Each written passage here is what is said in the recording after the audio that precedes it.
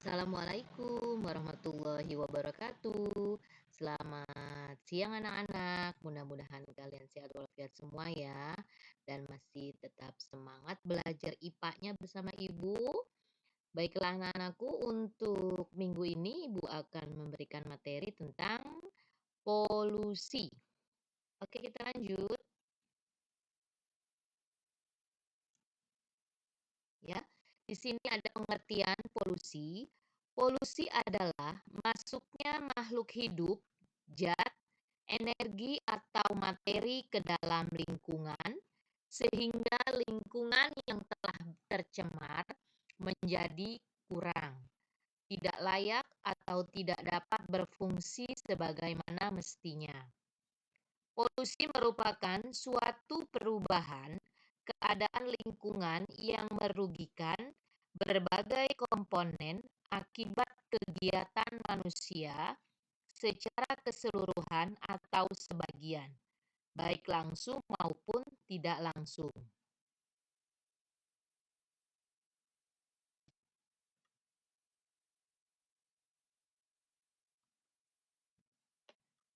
Akibatnya akan terjadi perubahan unsur fisik, biologis, kimiawi, dan termis pada suatu lingkungan yang menjadikan lingkungan yang tercemar menjadi tidak nyaman, tidak sehat, dan ancaman terhadap kehidupan makhluk hidup sekitar.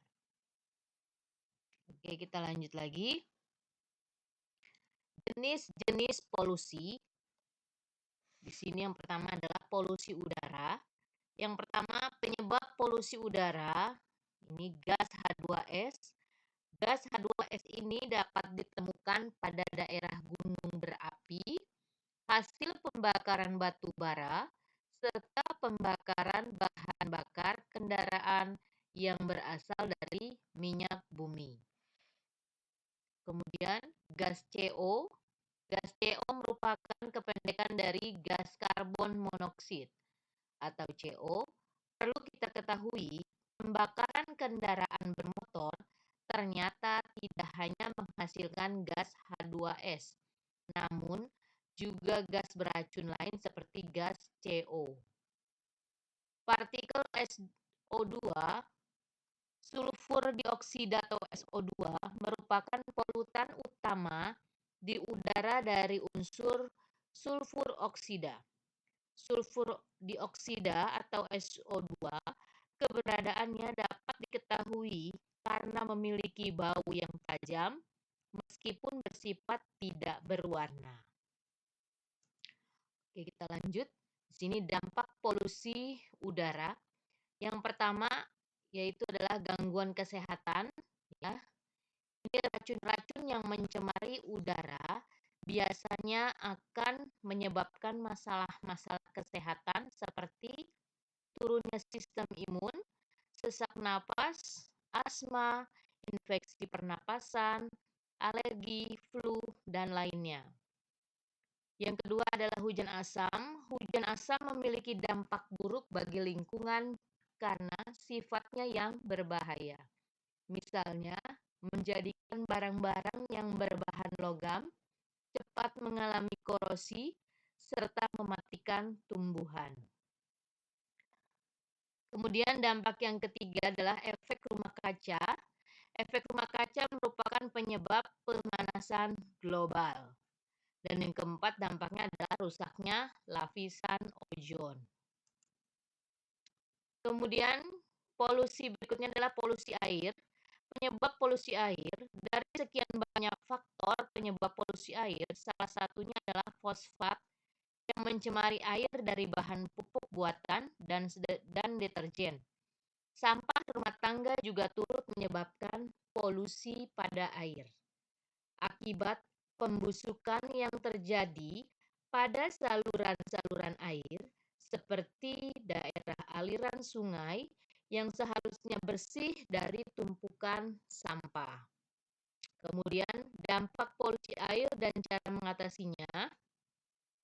Pencemaran air akan menimbulkan masalah kesehatan karena seluruh makhluk hidup dipastikan memerlukan air untuk bertahan hidup.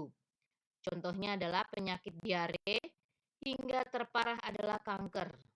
Sebagai upaya untuk menekan risiko polusi air, maka diperlukan kesadaran dari tiap elemen masyarakat untuk mengenal kebersihan air. Polusi berikutnya adalah polusi tanah. Penyebab polusi tanah. Pencemaran tanah kebanyakan berasal dari sampah-sampah anorganik yang membutuhkan waktu hingga ratusan tahun untuk didaur ulang oleh alam. Contohnya adalah sampah plastik, kemudian styrofoam, ban bekas, dan lain sebagainya. Limbah berbahaya lain yang dapat menyebabkan tanah rusak adalah kandungan logam berat seperti timbal, kromium, besi, dan tembaga. Sedangkan pada area persawahan, penggunaan pestisida berlebihan juga dapat menyebabkan polusi air dan tanah. Kemudian dampak dari polusi tanah itu adalah efek dari banyaknya sampah. Tentu saja pasti ada rasa tidak nyaman dan bahkan bau menyengat akan dihasilkan oleh tumpukan sampah tersebut. Pada wilayah persawahan yang tanahnya jenuh, pestisida akan memberikan dampak pada kesuburan tanah yang menurun. Karena matinya unsur hara dan organisme penyubur tanah seperti cacing tanah, hal tersebut tentu menimbulkan kerugian ekonomis pula karena hasil panen tidak mampu maksimal. Oke. Dan terakhir adalah polusi suara.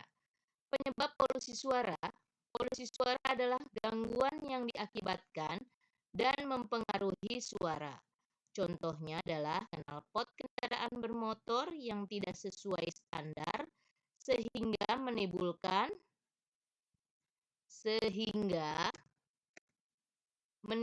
suara bising. Dampak polusi suara dan cara mengatasinya.